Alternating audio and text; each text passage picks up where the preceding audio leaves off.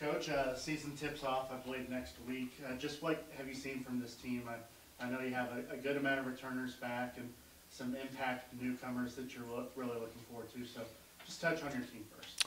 I think the first thing we've seen is a group of guys that are willing to learn, understand that this thing is a process, know that it can't happen overnight. And I think to give this team credit, we did return 9 guys. We brought in 5 newcomers, but I think they're taking it day by day. Obviously get excited as games approach.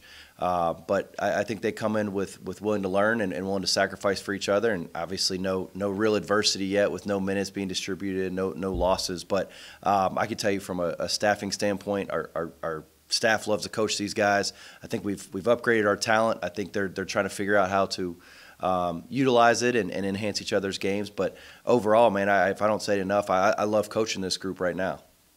Talk about the comfort level now as opposed to last year. Nothing is as new as it was last year. Everything last year was brand new. So you kind of settled in. You've got players that have settled in. How much of a difference does that make in practice? How much farther ahead are you? I think, obviously to have 9 guys back is huge for us, and especially in the transfer portal world we're living in right now. So I think just from an efficiency standpoint, from a base knowledge standpoint, from a foundation, our group, it's helped us tremendously early on where maybe we can get to some basketball stuff before, as we were building, and we still are continuing to build a program. But some of those non-negotiable, off-the-court principles don't have to be taught. They can be reinforced, which takes less time, and we're able to get our group on the floor and I think be able to be more productive with our time in hopes to be ready to go, November 7th. From the outside, it appears as though Parker Stewart's transition back into UT Martin has been successful. Are you seeing that on the floor as well? Yeah, I think the first thing it starts with is it's right here. He's a great character, human being. You're not just bringing in a really good basketball player. You're bringing in a grown man. He's won games. He's been an all-league player. He's been to the NCAA tournament. So all those things that he brings back, he didn't have all those accolades when he left. And so when he comes back, he can say, hey, I've played in the NCAA tournament. I sacrificed individual goals to get our team to where it needed to go. So that is great in its own right, but the person that you're bringing into the program, guys love him. They love playing with him. They love hanging out with him. So that gelling has gone on, honestly, and again, I've said it, we've faced no adversity yet, but his ability to come in and connect with guys is it's been tremendous. It's been easy. It's been seamless, and so that's been great for us. Obviously, we're hoping for big production from him as well as other guys. Been able to do a little bit of scrimmaging. What has that been able to show you about your guys going up against different people other than the stuff in practice? Yeah, everybody, it's week before the season starts, and everyone's going to say, hey, we're not there yet. We got to get better. Well, I hope so. I mean, it's if we're sitting here saying, hey, we're ready to hang a banner today, then I don't even know what I would do for a living. But I think the thing that we've really found about our team is whatever we focus on, if there's 1, 2, or 3 principles that we're locked into that week, they can put it in play. And that's encouraging for a staff, because I thought, the first time we had a chance to compete outwardly, I didn't think we did a very good job taking care of the basketball. We focused on that, and I thought our second time around we did a really good job maneuvering the basketball, and maybe we were deficient in some other areas, but I think for us to get real live film, we can target it, we can teach it, they can put it into play, and hopefully that is a trend that continues forward. Coach, you have the preseason player of the year in KJ Simon. How have you seen him take the next step in his development to really be the player he is right now? And you have a long history with him too, so kind of where he started to where he is now. Just kind of touch on what you've seen from KJ over the years. I think the first thing I got to say about KJ over the years is he works. Like, he works on his game. He is obsessed with basketball. He wants to come in. He wants to be a good player. He stays in that gym. Even when he's not working out in the gym, he'll be in there watching the guys work out. So he's someone that is committed to getting better. He doesn't just hope it works out. And that's a credit to him. Obviously, I think we've helped give him a platform to utilize his skill set. But the first thing is he works, and the second thing I think that you're really seeing transition from year 1 to year 2 here is he is focused on how do I help us impact winning? How can I win? Is it defensive player of the year? Is it scoring buckets? Is it assisting? Is it rebounding? I think he's really committed to trying to be the best version of himself in those areas, and sometimes as coaches and even fans, and we get locked into certain stats. And KJ is always going to be a stat guy. It's what he does. He can put up stats all over the board: block shots, rebounds, assists, steals, points, fouls sometimes. But the thing that he's really locked into is none of that really matters, and how do I impact winning? And it can look different on a variety of nights because he's so capable of playing all over the floor. How have your kids responded to all the preseason accolades and love that you guys have been getting?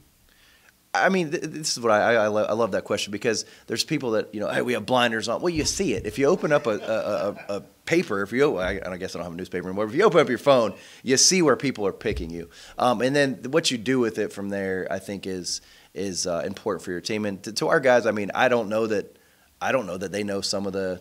I don't know if they know we were first or third or what poll. I don't think they really care. I think they come in and know, hey, we weren't very good last year from a win-loss standpoint. We've got to earn our keep every single day. And I think for us, I guess being preseason pick third in the OVC is awesome. Like, I'm excited for our guys that they think we have good enough players to compete in top third of the league. But for our guys, they just come in and work. I mean, we're 0-0. They know what they want to get accomplished, and give them credit. I think they're hungry. They get their hard hats on and ready to go. Last year you talked about the win-loss a minute ago. One thing you struggled with last year was consistency, which go beat a good Western Illinois team and then push Murray State here at home towards the end of the year. For you, what would you define a fourth of the way into the season as being a better team? What do you want to see to get more consistency out of your team? Yeah, I think, this team, as we, I said, we brought 9 guys back, but the 5 guys we brought are going to be impactful. I mean, you're talking about 5 guys, in our opinion, as of right now, are striving for a lot of minutes. So I think, obviously we want to have an identity. We want to be able to defend the basketball. We want to be tough. We want to be unselfish with it. But I think we've really got to, with 5 new guys playing and going to play 4 or 5 returners, understanding that identity and embracing it and working at it every single day, that whether it's win, loss, it doesn't matter who's on the floor, it doesn't matter what type of style the other team plays, like, this is who we are. And I think we're building that, but with so many new guys, we've only had 2 outside opportunities. Some guys are still rotating around. Personnel isn't quite figured out yet. So I think just in the back of our mind, knowing that, hey, when we step out on the floor and play, how do we play? What's our brand of basketball? And that's got to be consistent no matter who we play, 1 through 4 or 5. Our 9, 10 guys, they step on the floor. We've got to understand that's what we're going to be no matter the opponent. You could probably pencil in 35, 40 points for Parker KJ game. Who are you looking for to get you those other 40 points or more a game from, whether it be a return that's really taking that next step, or specifically some of the newcomers that you anticipate being impact guys? Yeah, I think, obviously everyone, Parker and KJ are getting the well-deserved preseason hype. They're 2 very good basketball players, and they give us a chance to be very successful. But it's such a great question, because I think, Jordan Sears, Desmond Williams, 2 guys we know that can then really fill up the stat sheet. Whether they're starters or off the bench guys, none of that stuff really matters in our program. You want to be one of those 5 guys in the game late. So those 2 guys have the capability to really score the ball. But, Rife and Miguel, Chris Nix, you've had a solid preseason. And then, you got guys, KK Curry, Jalen Myers. I mean, there's just, as of this point right now, I think there's a plethora of guys that as we get going here these next 2, 3, 4, 7, 8 weeks, I think we'll kind of shrink down our rotation, and we'll find out who those guys will be.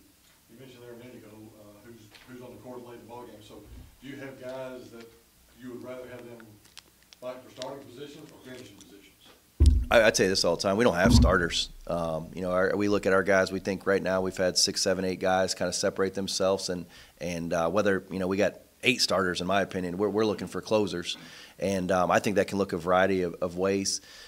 We've had 2 games, and we've closed differently both games. So I think, that's what you're really striving to be. And traditionally, if you look at the teams that I've had an opportunity to coach, we always bring one of our best players off the bench, and it's big-time pop. So, I was telling the guys the other day, sometimes, kids want to start. That's important to them. But in the grand scheme, it's just so not important. And I was in junior college. We had an All-American come off the bench. We had a Big East preseason player of the year or defensive player of the year come off the bench. So, it's almost like, to me, I'm like, if you guys look at our track record, you should want to be the guy off the bench because coach is going to play through me.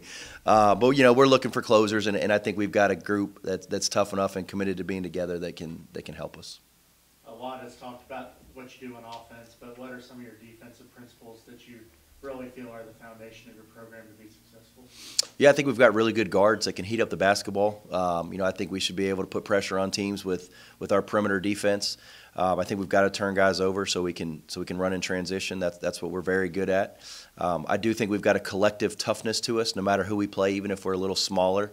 I think we've got guys that have won. You look at the 5 newcomers that came in. We have 4 guys that came from really good programs that won 20-plus games last year. So having that chip on their shoulder specific to the defensive side, they understand what needs to happen late.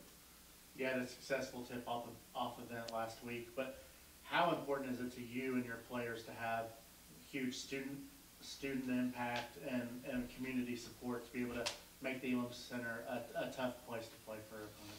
I don't think I can put it in words how important it is, because that directly correlates wins and losses. And when you can help us win, put more points on the scoreboard, that's really important to us. So just like we need guys to make shots, just like we need guys to rebound, we need fans, we need students, we need community support in that building, because no doubt that gives us an added 2, 4, 6, 8 points a game. And at the end of the day, we put on the jersey every single time to win. We don't just, hey, I hope we compete today. That ain't why you do it.